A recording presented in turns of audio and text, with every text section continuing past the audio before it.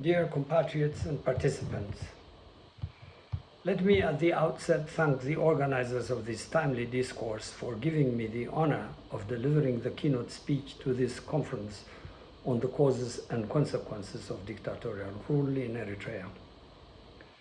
The need to examine what led to the situation of the current total dictatorship in our country, Eritrea, is of paramount importance.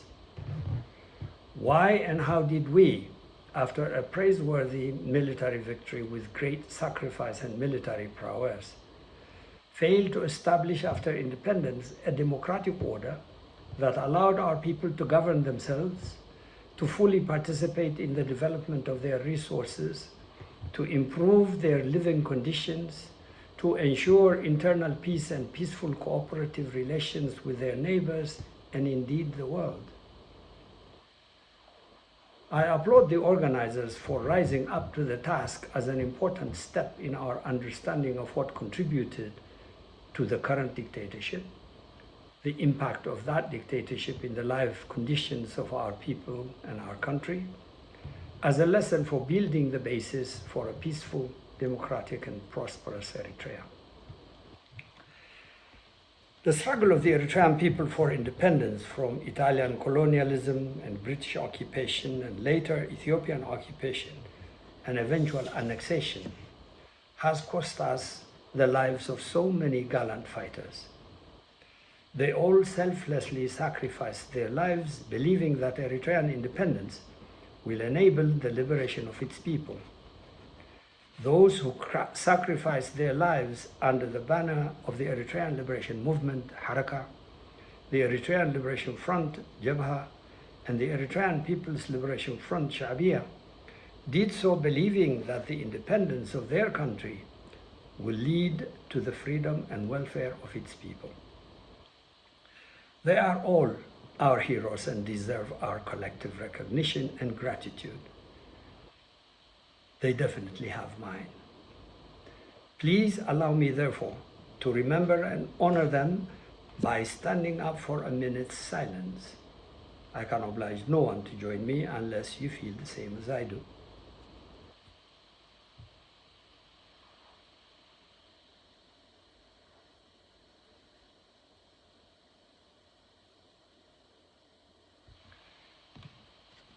Thank you. Sisters, brothers, esteemed invited participants, that, dear compatriots and friends, would have been enough for me to say to just open the symposium. There are able intellectuals that are well prepared to talk on the different topics of the symposium. There are, however, a couple of points I feel are important to raise. First, going through the list of presenters which I saw just a few days ago, I feel a wider participation of Eritrean men and women intellectuals with varied backgrounds and experiences, and thus possibly differing interpretations, would have been advisable if your interest is, and I believe it must be, to reach a common understanding, though not necessarily common interpretation, of the facts of our past. I hope these shall be addressed in your future endeavors. Second, given the fact that I actively participated in the establishment and development of the EPLF, the very organization that finally registered the military victory and established the governance structure in Eritrea after independence, I should at least provide an outline of the conditions and issues I witnessed and believe contributed to the development of dictatorship in the EPLF and our beloved country. There is no argument that today Eritrea is ruled by a one-man dictatorship. How did we get here? What factors contributed to it? What measures did the regime take to build and reinforce its dictatorial rule? Let me outline those factors that I personally believe contributed to or explain such a development, and the major steps Isaias Afwerki took to reinforce his authoritarian rule. Number one, I think one factor that led to the development of a highly centralized military in command leadership in the EPLF was the experience of the Eritrean liberation struggle under the ELF, the Eritrean Liberation Front. The adoption of the strategy of organizing the ELF forces by regions, replicating the Algerian experience without a proper study of its appropriatedness to Eritrean realities, was a major factor. This led to divisions and competition between regions, increased suspicion and animosity, particularly between the mostly Christian highlands and Muslim lowlands in the country. The separation from the ELF of those from regions that felt marginalized, and thus the partition of the Eritrean struggle into the ELF and the EPLF, and particularly the civil war that ensued, weakened the Eritrean struggle against the primary enemy, Ethiopia. Fighters in both fronts saw the negative consequences of the division and civil war. The EPLF prevailed over the ELF, particularly because of the singularity of its military cohesion and leadership. We, fighters in the EPLF, felt we can only win if we have unquestioned military leadership and rallied behind a unified command and a single commander-in-chief, unlike the ELF, which we firmly believed was led by competing commanders. With that belief, and of course the rhetoric of building a people's democracy after independence that Isaias and his team continue to propagate as well, we managed to build a very efficient fighting machine that kept winning. Number two, Ethiopia was a huge country with a population of 70 to 80 million to about 2 to 3 million Eritreans and an army of 460,000, the strongest at the time in the whole continent of Africa. It had not only the full support of the West, but also the East as the seat of the Organization of African Unity. Ethiopia had managed to present the Eritrean liberation struggle not as a struggle for delayed decolonization, but as a movement for separation from Ethiopia. Almost all newly independent African countries were fragile and had what they felt were potential Eritreas within them, and thus refrained from recognizing and supporting the Eritrean struggle.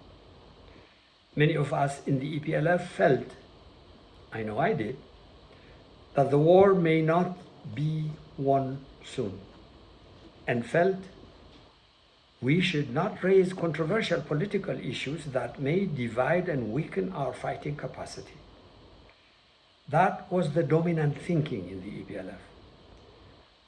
We tolerated a highly militaristic control of the EPLF. The political preparations and development of institutional guarantees necessary for democratic governance and empowering the Eritrean people after independence was given lip service and not promoted as a priority. We handed all reins of control to Isaias. Of course, Isaias and his cohorts created a culture of anti-intellectualism and militarism that resulted in Isaias becoming the undisputed military and political leader of the Eritrean struggle. Even international observers nurtured this image, alone against the mighty, you remember.